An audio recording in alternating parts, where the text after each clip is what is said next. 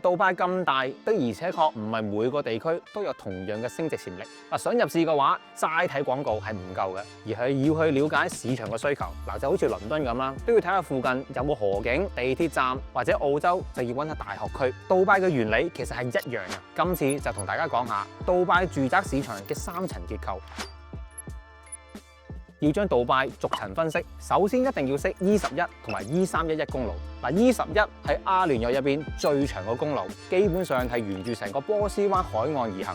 另一條主要公路就係 E311，由阿布扎比一直去到拉斯海馬，係杜拜交通嘅主要命脈。杜拜住宅市場嘅第一層就係由 E11公路去到海岸線呢個範圍，呢個範圍係杜拜最早開發嘅區域。好出名嘅棕櫚島啊、帆船酒店啊，同埋世界村都係喺呢度嘅。而呢個區域由20年前開始已經大規模發展，所以到而家基本上已經完全飽和，加上唔少土地都係留咗俾阿聯酋嘅原居民，所以新樓個供應已經進入咗倒數階段。水景係影響一間杜拜樓升值潛能重要嘅因素。無論係人工嘅水晶湖、運河定係海景，只要有水就贏你起跑線㗎啦。亦正因為係咁，呢個望住波斯灣無邊際嘅海景，絕對係稱得上喺杜拜含金量最高嘅地段。杜拜發展商巨頭之一 EMA 喺2018年開售嘅樓盤係7年之間升值咗超過3倍有多。嚟緊呢2年仲有啲買少見少嘅新盤，主要集中咗喺 Dubai Island 附近嘅地段同埋新棕櫚島。平均開價大約係同區海景樓嘅一半，但係發展商每開一棟就會加價3到5%，所以越早買升值嘅水位就會越高。可以話係買杜拜真正海景樓嘅最後機會。去到第2層啦，就要睇 E11同 E311之間嘅範圍。佢係杜拜近10年發展得最蓬勃嘅地區，亦正正係杜拜市中心 downtown 嘅所在地。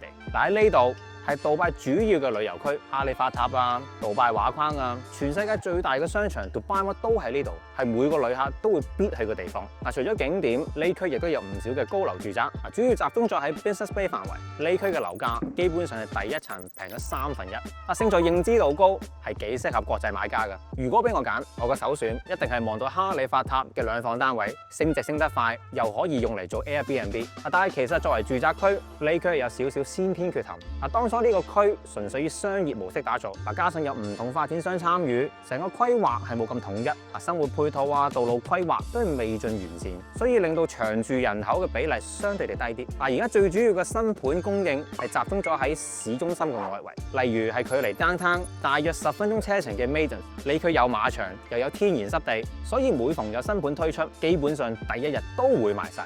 另外一個好值得留意嘅就係 Dubai Creek， 杜拜政府將會喺呢度興建第2個市中心。參考咗 downtown 嘅經驗，呢度嚟緊會起一座比哈利法塔更高嘅大廈 Creek Tower， 仲會有齊醫院、學校、公園等等嘅民生配套。目標係打造一個旅遊、生活功能兼備嘅社區。最後第3層就係 E311打後嘅範圍。雖然發展依然處於早期，不過已經有好清晰嘅規劃藍圖。呢區超過80%嘅供應都係別墅，主要嘅客群係一啲高收入家庭啦，或者追求一啲新嘅生活方式嘅海外買家。杜拜別墅咧係好搶手嘅，升值潛能亦都好高。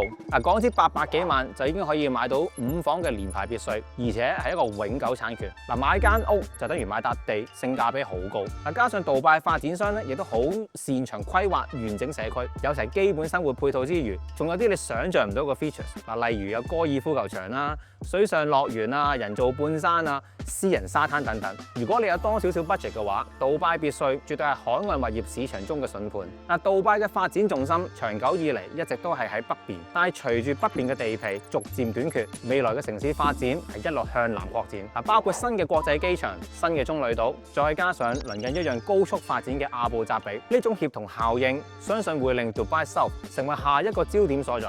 想了解更加多杜拜物業投資嘅機會，即刻留言杜拜投資，我哋會有專業嘅顧問團隊同你1對1分析合適你嘅投資組合。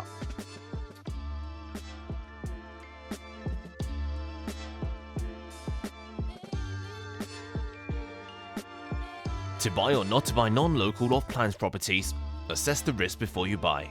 境外樓花買唔買？計過風險先好買。